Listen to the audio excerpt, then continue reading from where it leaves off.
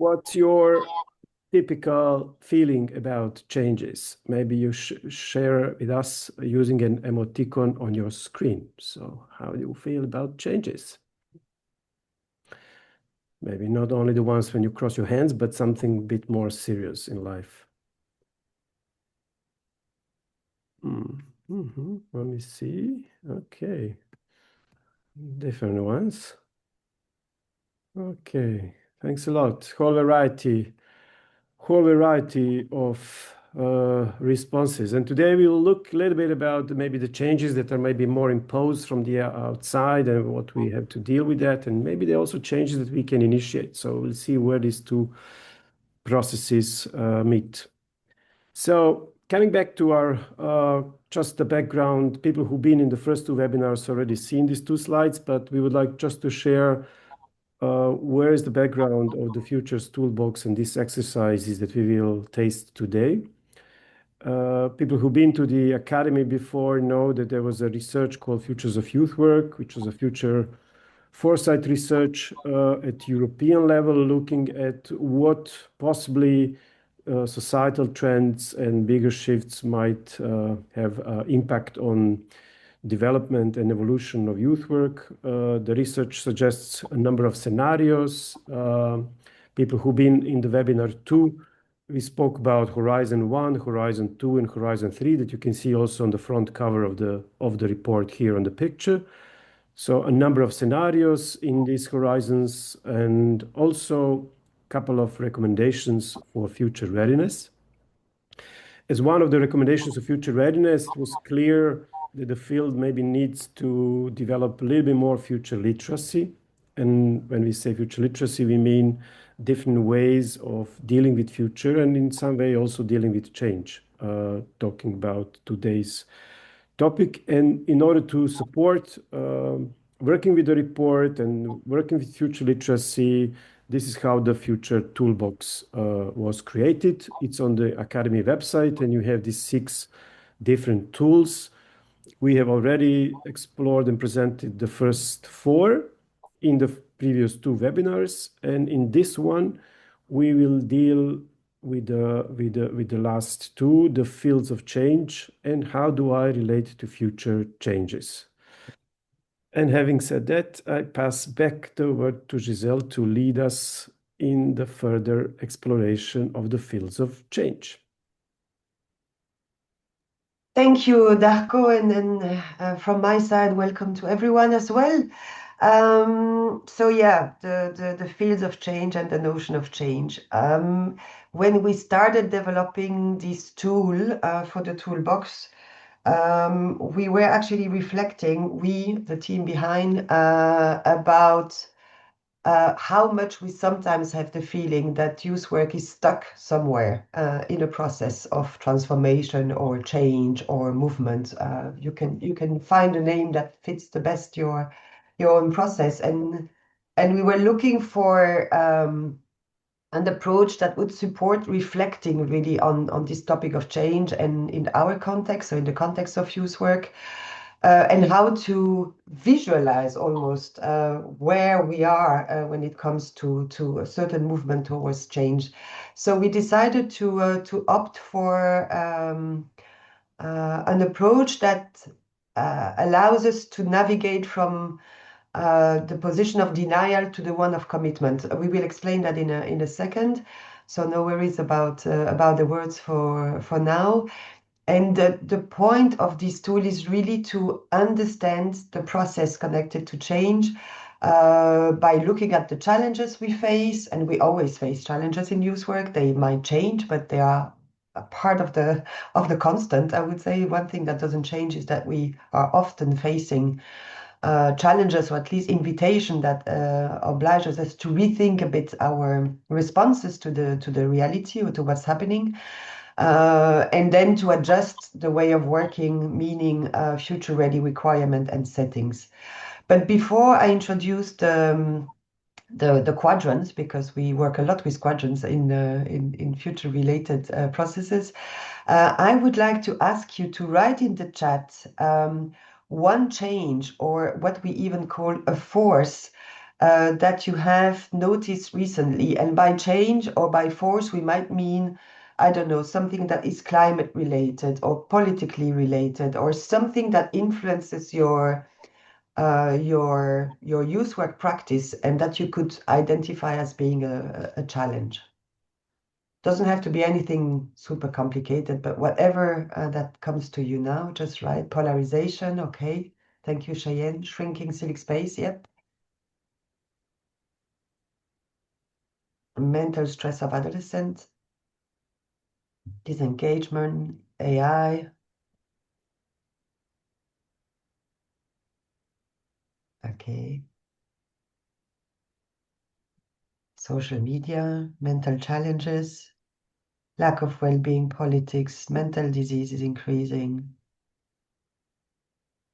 Digital service, devices, sorry.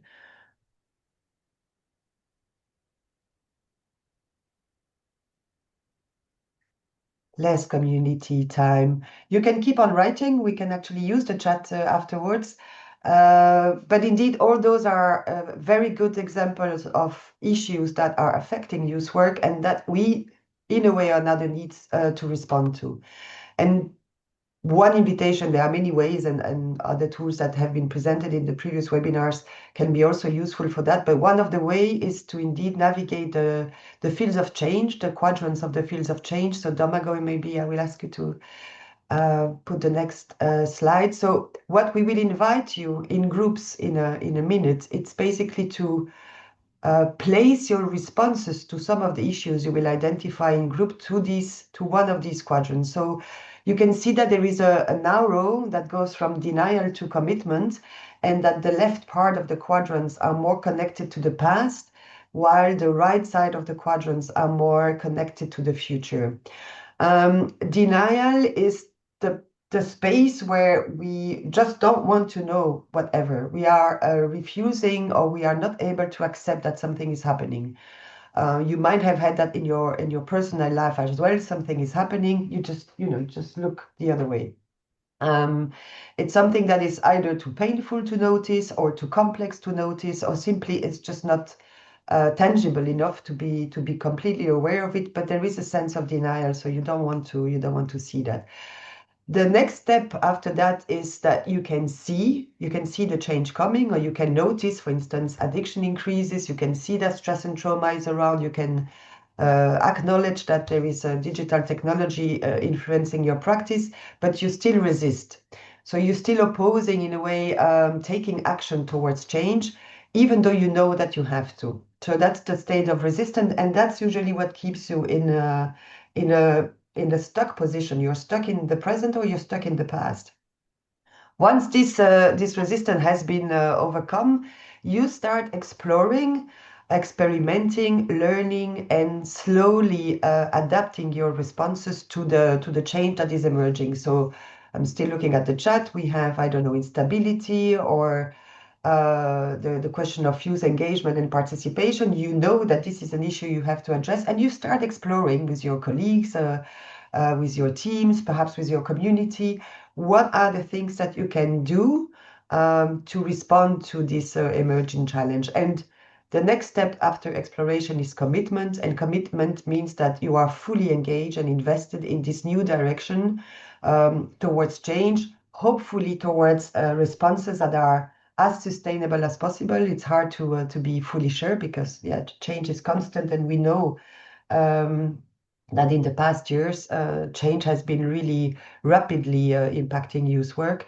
So nevertheless, you embrace basically the responses that you have identified, and you completely, fully commit to this change. And that's the curve, that's the movement that we invite to explore in the field of change. The bottom line, the one down the curve, so really in between resistance exploration, is sometimes called the liminal space, which is the moment where you really go from being stuck to something that is slowly starting to move. And that's very interesting when you're there, because you can feel that something is happening, and that finally you are ready to look forward. So that's the notion of being more future focused.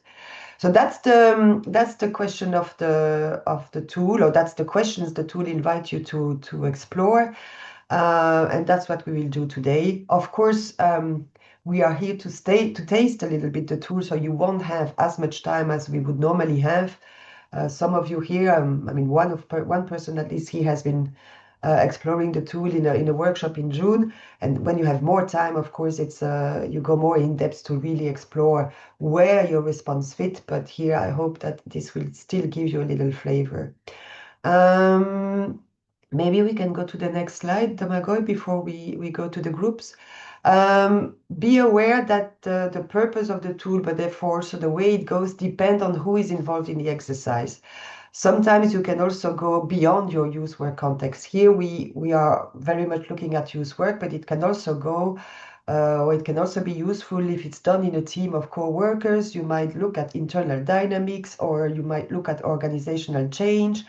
If you're youth workers, or if you are trainers, or if you look at the level of an organization, using these quadrants can also support developing more strategic thinking, or the development of methodologies or services that you want to give to your community, and so on and so on. So there are different purposes of this tool, but today we will really focus more practically on everything you have shared in the chat, meaning really what impacts your youth work. I don't see you all because we are sharing the slides, but actually we can perhaps stop sharing just for a second. For those who have their camera on, is this okay? Is this more or less clear so far? Are you ready to jump in? Yeah? Okay, thank you. Super. So we have created breakout rooms where you will be in groups of 3, 4 persons. And we have also created a Miro that we will also show you in a second, just to explain how it's going to work. And then I will, yeah, oh my God, take your time. You only have 2 hands, I know.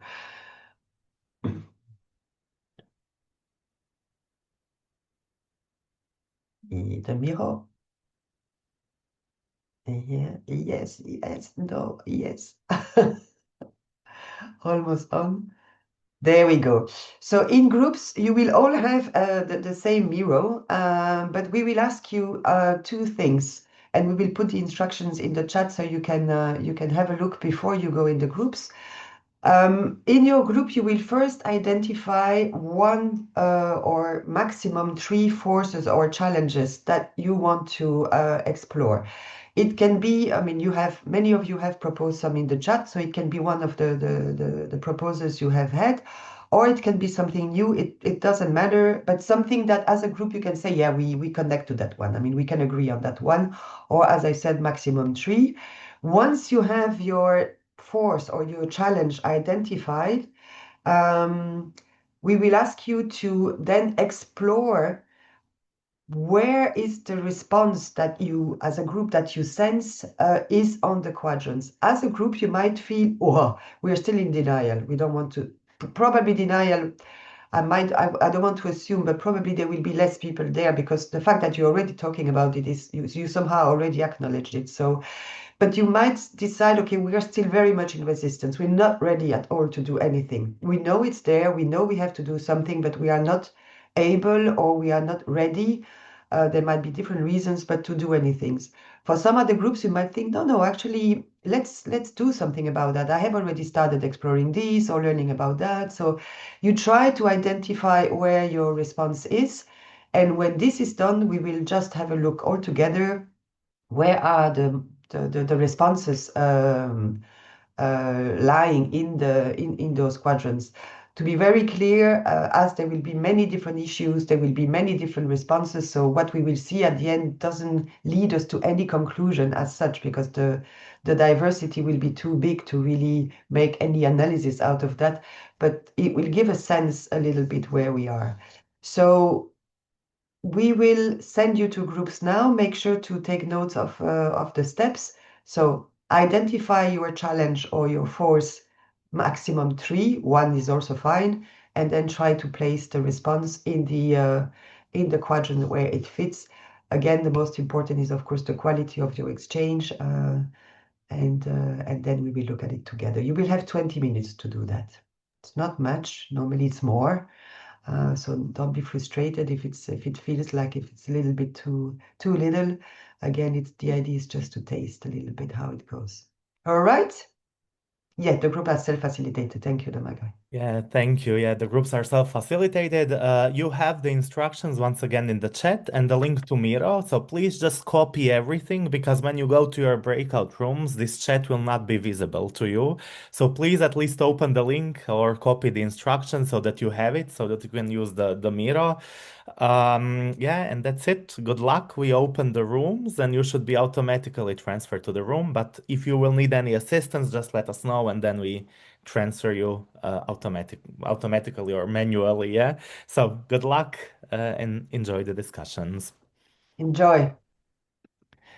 Hi, welcome back. Welcome back. Come back. I think that we are all here now, Giselle. Are we? All right. Then thank you very much. We could follow your I don't want to say progress, but your exploration, I would say, of the quadrants in vivo. Maybe it would be great to share the Miro, Domagoj, if you can.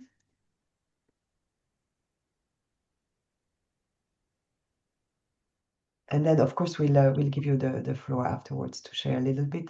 So this is what you have what you have done so far, and we are completely aware that more time would have allowed probably more exploration. That there's no doubt about that. Plus, unfortunately, many of you having quite some difficulties with internet, which is not your fault, of course. But then, yeah, dropping in and dropping out, so that might also sometimes challenge a bit the reflection process. But I'm grateful. We were looking at the issue. Actually, first of all, it's interesting to see that there are post-its really everywhere. I was perhaps naively thinking that we would have more in resistance and exploration, but hey, you have quite also a lot in denial, and already quite a lot also in commitment. We were also looking at the issues, and there's a mix of challenges, there's a mix of responses that have been designed already. And we can see that when it comes to the topic, AI is, well, definitely present everywhere. So clearly in denial, but also in resistance, in exploration. A bit less in commitment, but nevertheless as well, and mental health. So those were issues that came so far, because we can see that there are still some post-its moving, or some people at least moving. But those were the issues that you came up with, and yeah, that reflects also the reality and what we are facing now in our youth work practice. I would be happy, and well, we cannot. I want to be able to see the people who will speak, but I would be happy if some of you, we cannot give the floor to everyone, could just share how it was, and more than just how it was, perhaps. If there was any insight or any little turning point that you had, this moment of aha, I got that. I see Fergal, you raise your hand, so maybe we can start with you. Yeah, I don't have the online post-it note, but I have the real one actually. So I'll try and stick it to the laptop later.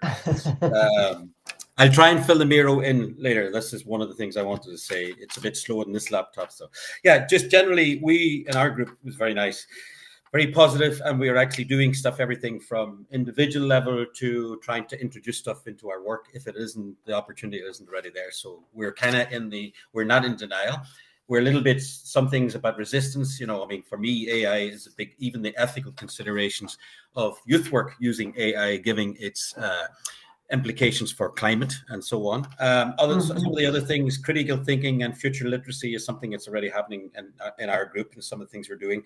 The impact around inequality, also around the welfare states, and within that bigger thing about there are no guarantees for young people. I come from a time when there was many guarantees. My parents had all the guarantees, and now we face a reality that there are no guarantees of anything, which makes making decisions about the future very difficult for young people, or even to commit to anything. So this, and which of course increases stresses and anxiety and fears and so on. Just some of the stuff around the demographic changes that we are facing throughout, particularly for Europe. caused by climate and other factors as well. And also some of the stuff around the loss of funding, even just some of the implications of US administration's decisions around US aid, for example, and the impact that has. So that's a quick snapshot around. I'm just trying to think. I invite my colleagues actually from my group if there is anything else. It's a little bit of a snapshot of what we were doing, saying. Yeah. Thank you. From the issues that emerged from your group discussion. Thank you, Fergal. I have Katarina, Anna. Katarina. Hello, everyone. Just short thing that a bit of my aha moment just happened. We kind of tackled the same theme, the same topic, but from two different perspectives. And this is like lack of funds, lack of the shrinking civic space that is happening in Western Balkans. But then the colleague from the Netherlands said, but what happened here that we have this year more investments in youth work as a prevention rather than in previous years. And still, I guess the confusion is the same. Like the positions, even though at the first glimpse, the more funds means that it's a good change and a great opportunity. Still, the people, the youth workers are like in the same confusion, like how do we deal with this? And we had a really, really interesting discussion on this. And yes, we still didn't put anything on the on the post-it, but we will. But that's a very good, and I'll give you the floor in a second. It's a very good example, Katarina, also of this probably place I could imagine somewhere between not with so much resistance, but not yet fully in exploration, because being also in a meeting last week talking with national agencies about funding, we realized that the lack of funding is definitely an issue, but when funding comes without any systemic reflection on how to use that properly, the confusion is indeed exactly the same. You even have the tendency to say don't, because we don't know how to use that. So it's a very good example of a response that might exist, but nevertheless not yet be fully enabled to its purpose, basically. So one sentence that came to us, it's like it's a kind of commitment, not like unaware commitment. Okay, it's there, we have to do something with it. We are like committing to it, but we already jumped and we are not sure what we are doing. So like it's really it was really interesting discussion from both corners of indeed. Yeah. Thank you for that. To underline still, commitment in the quadrant is really, you could almost call that quadrant, that part of the overall picture, something that is already more well functioning. So it's already more flowing. So in what you describe, I'm not sure if you're already there, but thank you very much, Anna. In my group, we were 3 people from Armenia, Italy, and Ireland talking about mental health.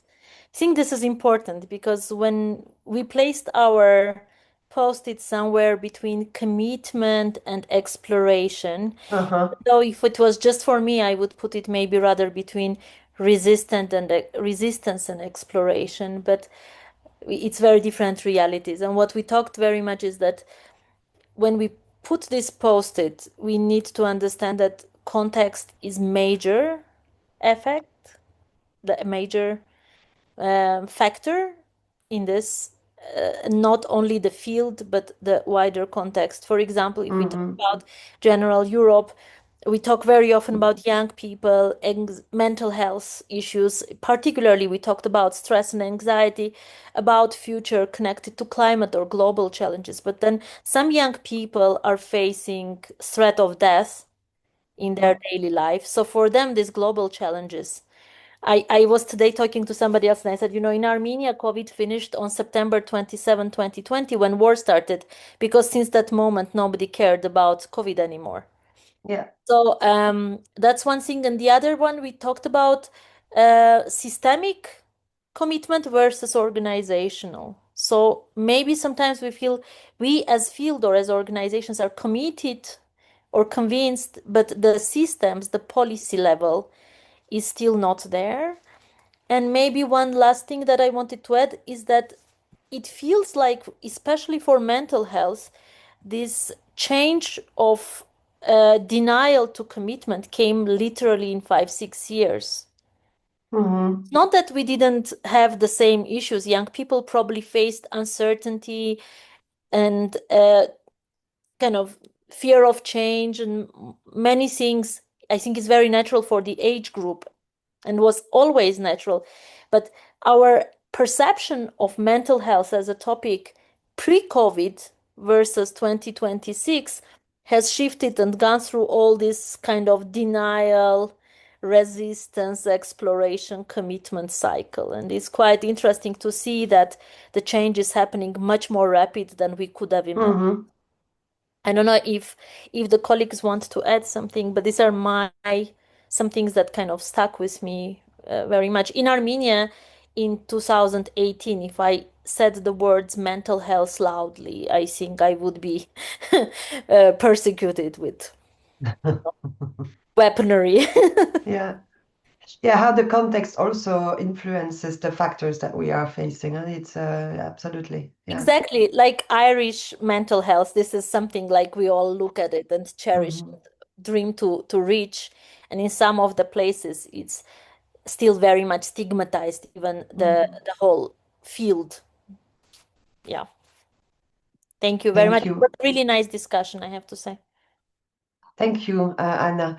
We can hear Perdita, and then we will have a 5 minutes break just to check. But feel free to also put in the chat how it was for you, because this helps us also to understand a little bit better the sensation and also the impressions you had. So feel free to also put that in the chat. Perdita. Yeah, first of all, I have to say concerning commitment, and at the beginning, I was the only one talking and no one acted, and it was like, I thought, well, this is what happens also with young people, you show up, you're somehow there, but you're not there. And I think this, for me, it's systematic. We, as youth workers, as teachers, we need to be present. We need to be there and we need to talk. And if we are not doing it, why should they? So I think for me, one of the most landing points is, we also need to be future ready. And what we ask from the kids and the youth, we have to live up ourselves. But luckily, I was very lucky. This Romanian teacher who was actually in the class with his kids, he turned on the mic and the things, and we had this discussion. And he was telling me how difficult it is nowadays, to compete with mobile phones, that kids are all the time on mobile phones.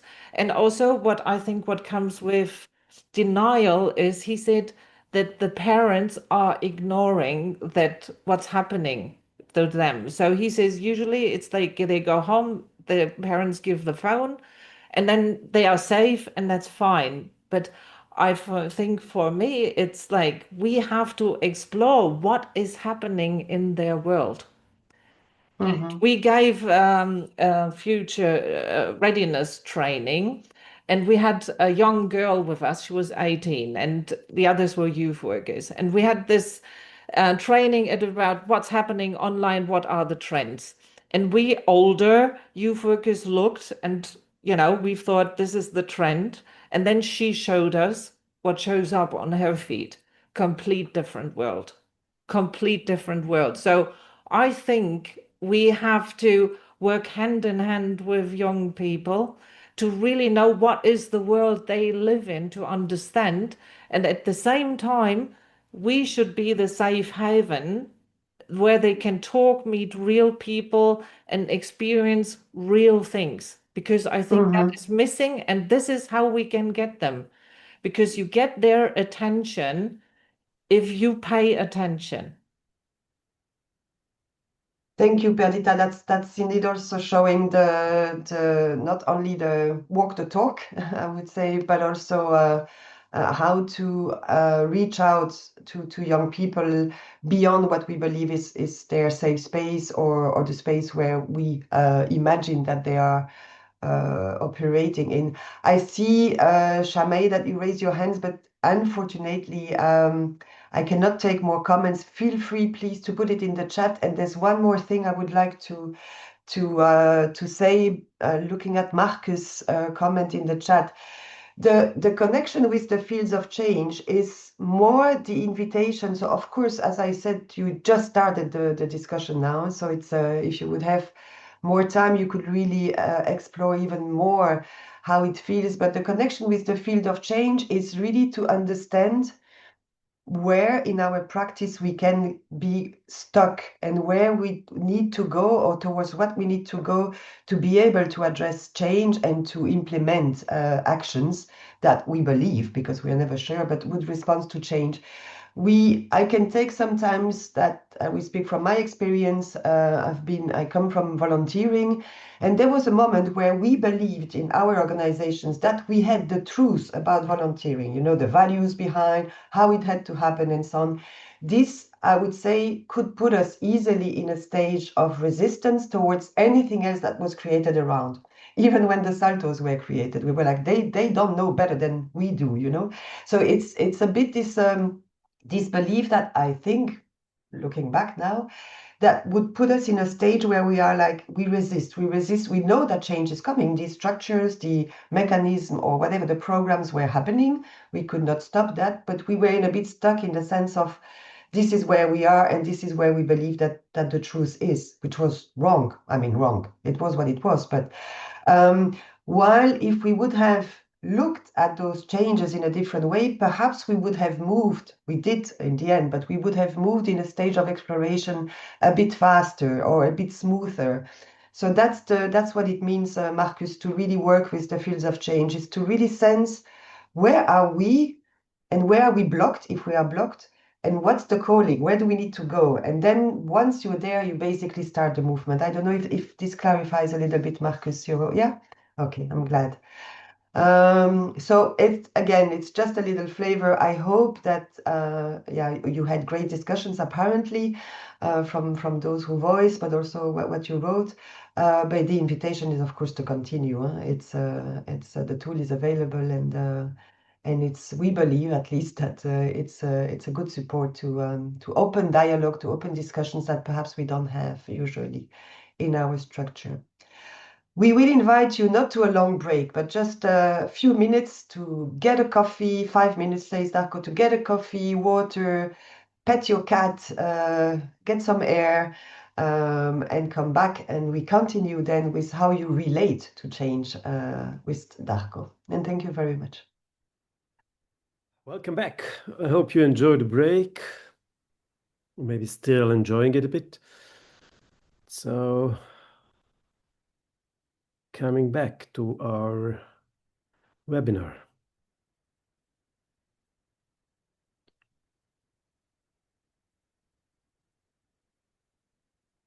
I like the thing that Perdita said about presence. I think this is something we actually are training ourselves to be more present in this digital environments. I think since it was a fast curve learning since COVID. And it was a good start today. I was impressed actually with what happened in the mirror board and the reflections in such a short time. So just a little reminder, these tools that we are sharing with you today and in the webinars, this is not the complete picture. It's more just a tasting exercise. So you taste bits, but in real life, probably you will need more time. But it's fascinating that even in such a short time like we had now, what the depth of reflection and sharing can actually happen. So it was super interesting. So probably the next exercise and the last one in the toolbox will actually very naturally build on the fields of change and maybe some of the questions that you had in your mind after the previous experience. Maybe it will offer some additional answers to that. Because change is not just what happens to us, but it's also how do we relate to change. So if maybe in the previous exercise you looked more externally to all these things and challenges, trends, shifts that are impacting youth work or your life Now we look a little bit from the other way around, a little bit from the inside, a little bit how do you personally relate to these things? Yeah. So before labeling it resistance, exploration, denial, but where do you stand innerly? I share a few slides and then we do the exercise together.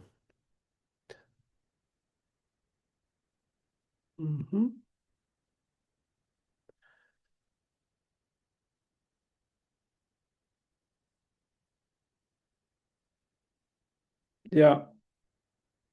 Interesting. I was surprised and not surprised that actually COVID was mentioned. Because COVID was something like that, actually, that was like a tsunami on all of us. If you remember this moment in 2020. The first moment I realized when we had a training course in Latvia, when actually COVID already broke up fully in Italy.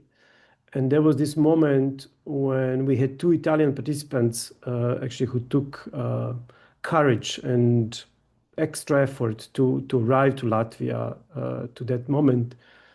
But then we had also people in the group with a huge sense of fear and asking us as a training team, can we not share the rooms with Italians? It was, if you remember, it was a period of fear, it was a period of uncertainty, it was a period of frustration when all the restrictions came and stay home and all sorts of things. But if you zoom out a little bit and from today, not just that we developed more digital ways of working and webinars like this, and probably we never used Zoom before, maybe very, very few people actually knew about Zoom before. I was a big teacher about how do we really relate to those changes that they look like beyond our control, something that is just coming upon us. And how do we deal with that? How do we relate to those? So in a way, COVID was a teacher, was a big teacher about dealing with change. So in this exercise, we explore a little bit about how do you personally relate. You can also do it with your team and also wonder how do we as a team deal with changes. But let's, for the sake of quick exploration, do it as individually. It is an embodied experience. So basically, I will ask you not just to think and share like in the previous exercise or just to talk about it, but also to feel with your body. How are you when actually confronted with some changes that are kind of inevitable?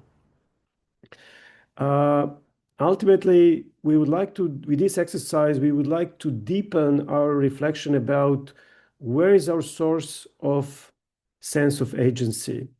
So what do you base your sense of agency on? That actually appeared to be a very important topic in dealing with future, especially the future that cannot be maybe 100% controlled by yourself or the things that are coming to us, like the post-its that you had in Miro board. But actually, where do you base your sense of agency? I hope this exercise will help on that. And perhaps on a more practical level, maybe finding the better position towards some significant change that you're feeling at the moment. So for that, we need two things. One, I will ask you to remember one significant change or one significant shift or big challenge that is affecting your life or is affecting your organization or youth work that you're doing at the moment. So something that is affecting you that you cannot avoid, but it's there. And in a way, you need to relate to that. Yeah. So do it for yourself. This is completely private exercise. You're not going to share it with anybody later. So it's just for yourself. So just remember one important theme that actually creates a pressure for some kind of change in your life.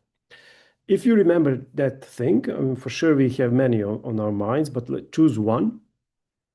Then I will ask you to use five pieces of paper that you have around yourself. It could be 5 post-its. It could be 5 A4 papers, for example, depends how you want to do it. And on these 5 pieces of paper, you write these 5 keywords. Yeah. So one is creator, one is co-creator, one is partner, then there is a reactor, and finally victim. So these 5 pieces of paper, and let me know, or maybe you do emoji when you like a thumbs up when you've done with paper. So I'll tell you technically what to do with that before we do the exercise. So just prepare the 5 pieces of paper.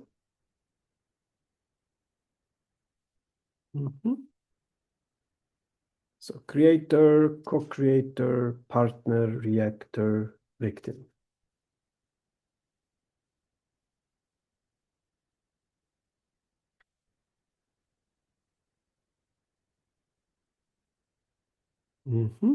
Okay, good.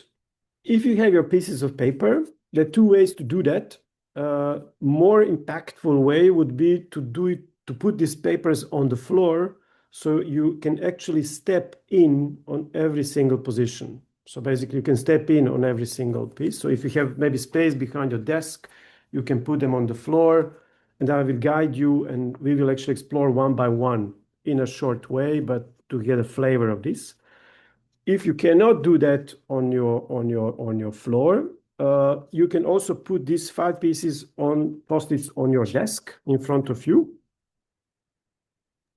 And I will ask you that, so you cannot stand on your desk physically, but you can use your 2 fingers like standing on each of those positions. So when I ask you stand on that position, you use your 2 fingers and you stand on them. Or if you do it on the floor, you physically stand on the floor. It's more impactful if you're standing because you can really use your full body experience, not just your mind, but fingers and walking can help as well. Okay. Darko, some people are asking if you can share the 5 positions again. Okay, so maybe one last bit on that. So just a second. Otherwise, you can get ready. Just a second. I have to find a way to. Okay, it's here. So these are the 5s: creator, co-creator, partner, reactor, victim. Maybe Dom, you can also put it on in the chat if it's maybe easier. Yeah, I would like to see the group. Esther just did. Thank you, Esther. Thank you. Thanks a lot. So put your pieces of paper, which actually 5 different positions, kind of 5 different inner positions that you can have in relation to this significant change, and have this significant change in your mind when you do it. Okay, ready? Let's go. So connect with your topic, with this change or shift that is actually affecting your life or youth work life or your organization. And first, you step either physically or with your 2 fingers, you step on the position of the victim. Step on the position of the victim. And in this place, when you look at that change, you feel like a victim of circumstances, like a victim of events. And from that perspective, you cannot do anything or almost anything about future. Those changes are just imposed on you, and you have no influence. Just for a moment, sense how it feels to be in that position, connecting not just with your mind, but also with your full body.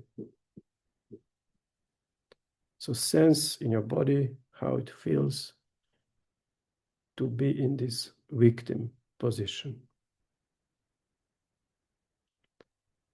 And then sense how familiar is that place for you. or how unfamiliar is that place for you.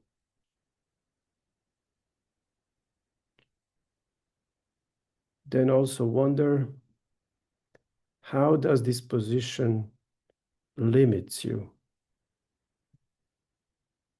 And also, what could be the benefits of this position? Whatever comes to your mind in this place. And finally, what happens with your strength? What's the source of strength in this position? Where is your sense of agency? Just feel it and harvest if there are any thoughts that you can use later. Now step out from the victim position and then step on the creator position. Okay? And sense how it is in that place where you feel that everything depends on you, only on you. You're 100% master of your fate, and the future solely depends on what you do. Just feel the energy of that place. And how familiar is that to you?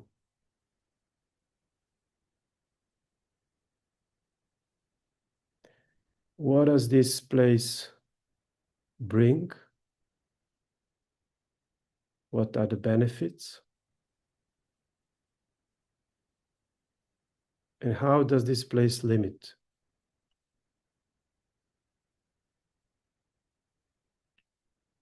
How is your strength?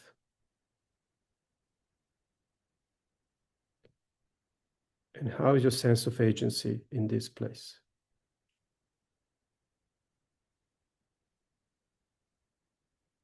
When you believe that everything depends on you, only on you. Harvest some thoughts and keep them for later. Now step out from the creator and stand to the reactor. In this place, you can only react and keep reacting to changes that are imposed on you. You can just minimize damage, and you're constantly defending against things that are coming from the outside and that are beyond your control. You're always on guard, protecting what you have as a present reality. Sense the energy of the reactor and how it feels to act from that place. How familiar or unfamiliar is this place for you? Or people around you? What does this place bring as benefits? And how does this place limit?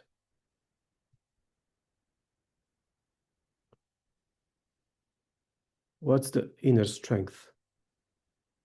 How strong do you feel in this place? And what's your sense of agency when you're a reactor? Okay. Harvest some thoughts, insights, keep them for later. And now from the reactor, you go into the partner. It's a different place, so tune in.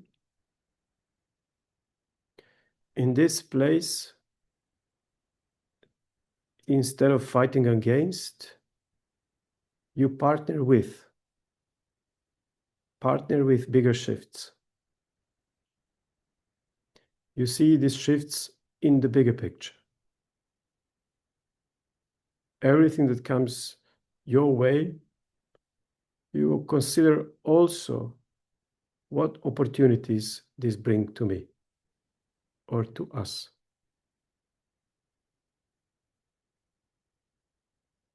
Your partner in change.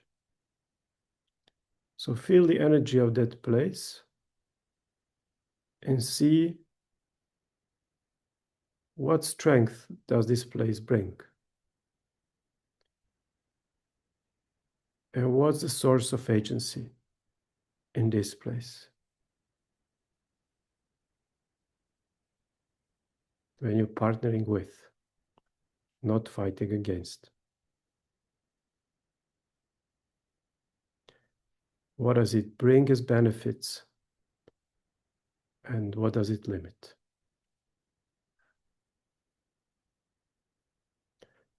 Feel it and collect your thoughts and insights for later. And finally, from partner, you step into the fifth position, which is the co-creator. Okay? Feel that part with your whole body. And this is the place where you can take an active role together with the external shifts. It's not just about external changes. It is also about your input and your influence. Here you can co-create future solutions.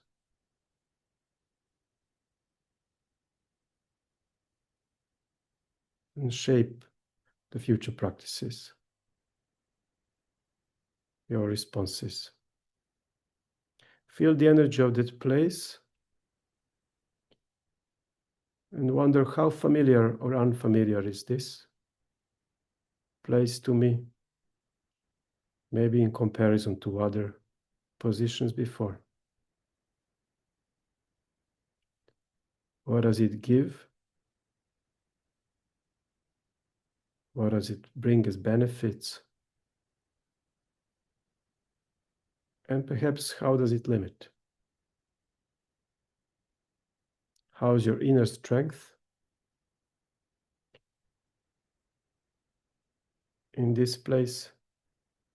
And what's your sense of agency when you're co-creator?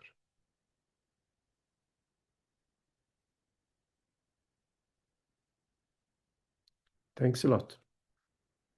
We can get back to our common Zoom call here from the exercise here. And we give you somehow around 5 minutes for personal harvesting. And Domagoj will put the questions in the chat. Okay. Thanks a lot. Perhaps maybe with the emoticon, you can maybe share how was this exercise for you, so we get a bit of feedback and sense which places did this process took you. Okay. So yeah, okay.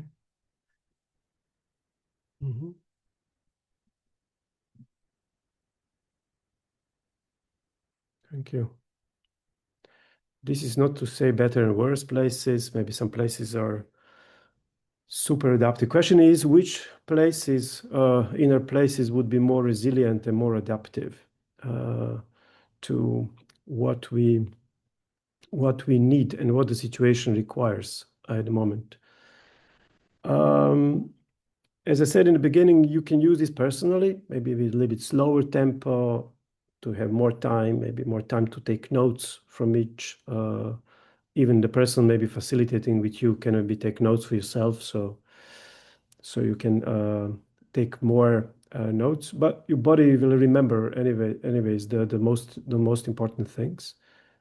And perhaps you can also use it maybe with your teams. or with your team in relation to some of those issues, and perhaps one of those issues that you mentioned in the previous exercise, fields of change. And this is sometimes the bridge, sometimes maybe between the resistance and exploration. Maybe if you're shifting from resistance to exploration, maybe it's also a question what inner position is holding us back, and perhaps what inner position will help us make this bridge towards more exploration. So it's a close the story. We started with COVID, and just remembered one interesting project that actually happened in the COVID times, initiated by some Dutch colleagues of mine, and then we actually did it translation in numerous languages. If you remember COVID moments, especially in amongst the medical staff, but not only about medical staff, I think probably it was similar in youth work field when medical staff was particularly under pressure because of increasing number of patients. But nevertheless, if you remember youth work, youth centers were being shutting down, and people could not do youth work anymore as it was done before. And one of the big mantras in COVID times was "Together we stay strong." You remember that probably. Together we stay strong, like we stay strong and we'll fight this together, and together we stay strong. And then the question is, if you say together we stay strong, is this an expression of actually expression of strength, or it's actually expression of weakness, or is it what's the sense of agency if you say something like that, knowing that this is so much bigger than us in a way? And these Dutch colleagues of mine said, no, it's probably more resilient and more adaptive to say together we stay whole instead of together we stay strong. So meaning that actually we can give space and acknowledge all emotions and responses that people in our team, in our organization, including ourselves. So to give space to all emotions in relation to this particular change. And when you give space to all emotions related to this particular change, the whole gets stronger. So it's not about telling ourselves we have to be strong, but actually it's creating the container or creating the space where we become whole and then innerly also more resilient.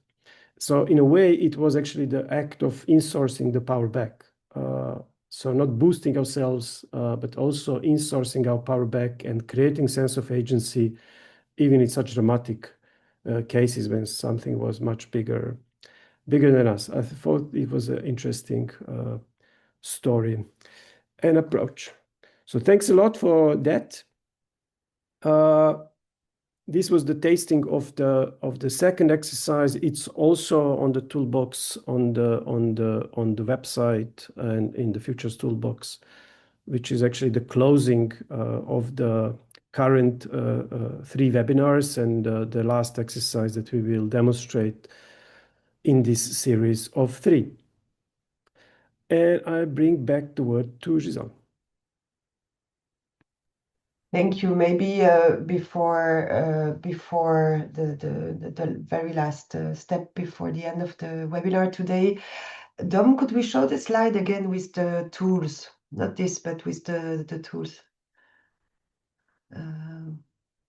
Yes, just a second. Thank you. Yeah, take your time. I didn't tell you before, so it's fine. Yes, it's coming. Sorry for this. Yeah. And it's here. Yes. Thank you. So this is, as Darko said, what you can find at the moment in the toolbox. We don't know how the toolbox will develop in the future.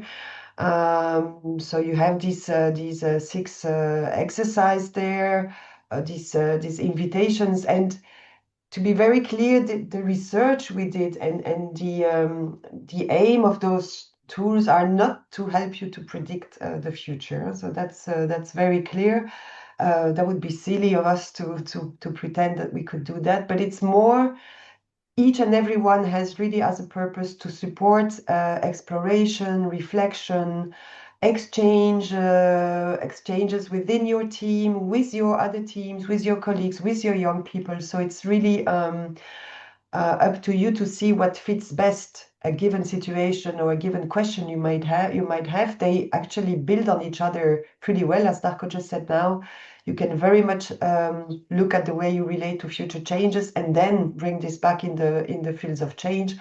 Or you can look at the way you relate to future and then look at the types of future and where the things fit.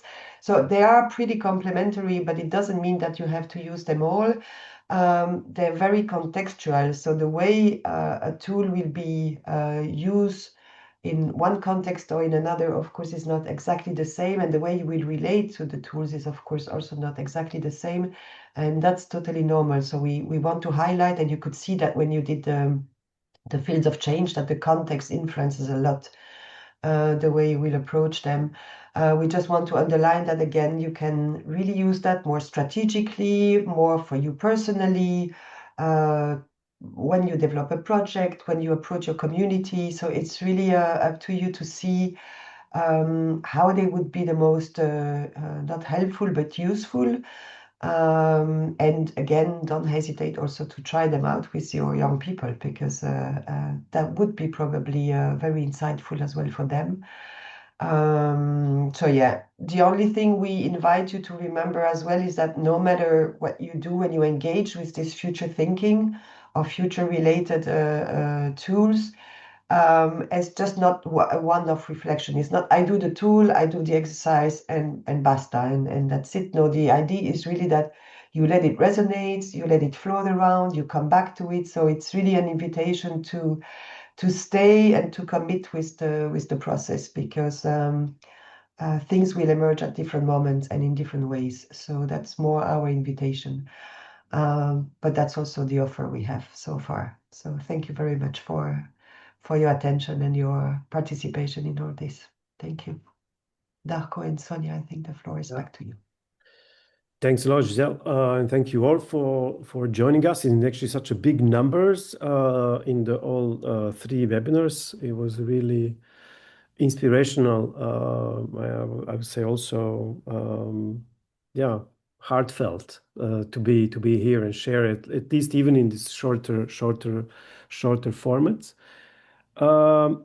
Sonia will tell you a little bit more about Youth Pass and the closing things. But before we close, we have also one of the rituals, which is the Mentimeter. So mini evaluation for this webinar. So just takes 2 minutes, just for us also to get a sense how was this one for you, and also to have a package of 3 as something that the Academy might be considering, maybe repeating, maybe not exactly with the same content, but we know this was part of this Academy process between the big events, and we know that the big event is coming in May, so we are looking forward. But just the Mentimeter, it's in the chat, so just a few moments of feedback from your side. Thank you. Well, then it's just for me now to take just a minute to close the webinar. Thank you very much for joining us, first of all. We are making all 3 webinars available as a recording, as a video. Yeah, so they were not quite there yet because we're at the moment so busy with other things, but they will come, and we will announce it when they're ready on the social media and on the website of the Academy, so you will know. There will be also a short article about each of the webinars. About the first one, we already have one ready, so in case you have not been part of the first webinar, but you would like to recall a little bit what happened there and to get an idea, you can check that out there as well. Also, you will find it on the Academy website. You've seen the toolbox. You're always welcome, of course, to check online the different tools. You will see there are different ways also described of how you can use the different tools. So it's worth exploring the website, even if you have experienced this webinar, because the information is a bit, there's a lot of information there which was not given necessarily here at the webinar. That is interesting as well. And 3 of the tools are also available in produced version, so as sets of cards and one as a game. So that's the Window to the Future game, which is available as a full package. And then there are the quadrants of future readiness and the types of future that are ready as sets of cards. So if you found those interesting, or if you find them interesting, if you explore them on the website a little bit, you are welcome to contact us at Morvet in the office and order them. So that's also a possibility. So in that, with that, we hope you have, some possibilities to use these tools in the future. I hope you will do so, and they will be useful for you. We're also always happy to receive feedback. So in case you use the tools with your group, with your colleagues somewhere, you're very welcome to take a couple of pictures and to send us a little paragraph about what you did. And Domagoj and I will look how we can maybe share this information, maybe make a little post on the Facebook page or Instagram, and so you share the information. So please feel free. We're always happy to hear from you.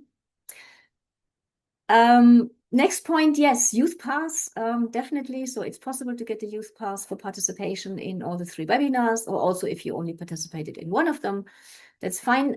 We will send a short email to everybody who took part in the webinars afterwards now, with a link to a form where you can register, very simply put your name, and then we know you're interested and we will prepare it for you. So I hope that will be fine as well. I think this is what I have to say. Some of you will be able probably to join the Academy event in May.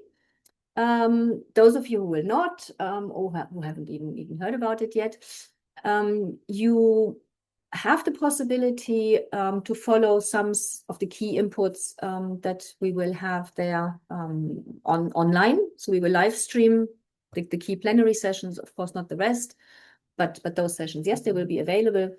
And we will also publish some news around it, maybe some articles and so on.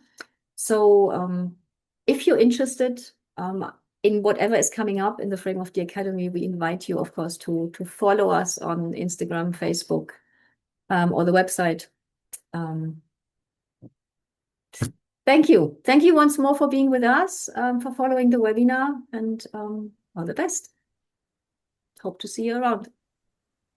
Thanks a lot. Thank to everyone. you. Cheers. Thank you. Thank Bye. you. And good luck. Thank you very much. Thanks, bye. Thank you.